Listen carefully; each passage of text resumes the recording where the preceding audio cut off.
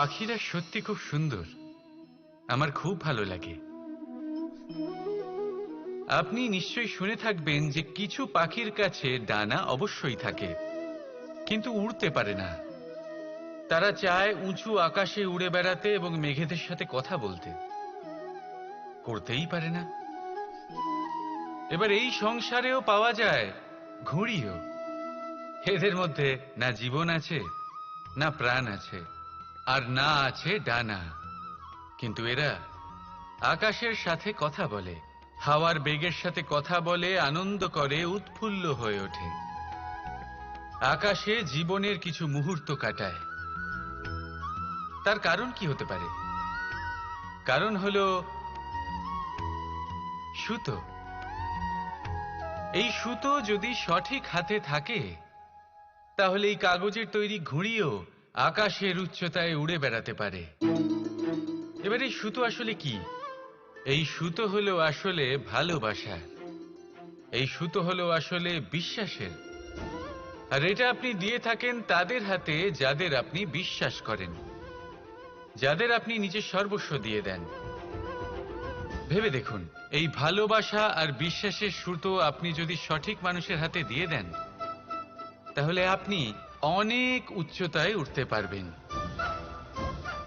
আকাশের উচ্চতায় উড়ে বেড়াতে পারবেন, মেঘের সাথে কথা বলতে পারবেন, পাখিদের মতো উড়তে পারবেন, যা ইচ্ছে তাই করতে পারবেন। শুধু এই মানুষ সঠিক হতে হবে, এমন একজন মানুষ যার মনে আপনার জন্য ভালোবাসা রয়েছে, এমন এক মানুষ যার মনে কোনো স্বার্থ নেই, যিনি পরোপকারী, এমন একজন ব্যক্তি যিনি আপনার অস্তিত্বকে বাইরে নিয়ে আসতে পারবেন, তাকে উজ্জ্বল করে তুলবেন। তাহলে ভালোবাসুন, আনন্দ করতে থাকুন, আর এই আনন্দ সহকারে বলুন, রাধা রাধা। আমরা সকলে এমন ব্যক্তির সাথে থাকতে চাই যারা খুব মিষ্টি কথা বলেন, যাদের ব্যবহার আমাদের ভালো লাগে, যারা দেখতে সুন্দর হন, যাদের আমরা পছন্দ করি। আর সব সময় এমন ব্যক্তির থেকে দূরে থাকতে চেষ্টা করি যাদেরকে আমরা পছন্দ করি না, যাদের কথা আমাদের খারাপ লাগে, যাদের কথা একটু কঠোর হয়। আমরা সব সময় চেষ্টা করি এদের থেকে দূরে থাকার, ঠিক কিনা? কিন্তু যদি বাস্তবটা দেখি, তাহলে এই কঠোরতা জীবনে শান্তির প্রলেপ দেয়। ওষুধও একটু কড়াই হয়, কিন্তু এ কি করে? আমাদের সুস্থ করে তোলে। ঠিক সেইভাবেই ভালোবাসার এই অধ্যায় একটু কঠিন, একটু কড়াও মনে হতে পারে, কিন্তু এর ফল সবসময় আপনাদের স্বাস্থ্যের পক্ষে ভালোই হয়।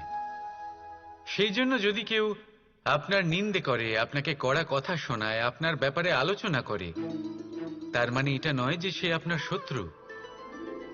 হতে পারে তিনি আপনার বন্ধু হন, আপনার জন্য ভালো চান, আপনাকে শুধরে নিতে চান, আপনার মধ্যে কোনো পরিবর্তন দেখতে চান। সেই জন্য কখনো কারোর কথা শুনে বা কাউকে দেখে প্রাথমিকভাবে এই সিদ্ধান্ত নেবেন না যে তিনি আপনার শত্রু হন নাকি আপনার বন্ধু হন। এমনও শত্রু হয়ে থাকেন যে গুড়ের মতো মিষ্টি মিষ্টি কথা বলে আসলে আপনাকে বিষ পান করিয়ে দেবেন। আর এমনও বন্ধু থাকেন যারা আসলে নিমের মতো কড়া কথা বলেন, কিন্তু আপনাকে অমৃত পান করান। এদের মধ্যে পার্থক্য করতে জানতে হবে, কে আসলে শত্রু হন আবার কে আসলে মিত্র হন। এই পার্থক্য যখন আপনি করতে শিখবেন, তখন আপনি এই সংসারের সব থেকে সুখী প্রাণী হয়ে উঠবেন। এই পার্থক্য বোঝা সহজ নয়, কিন্তু অবশ্যই আবশ্যক। রাধা রাধা।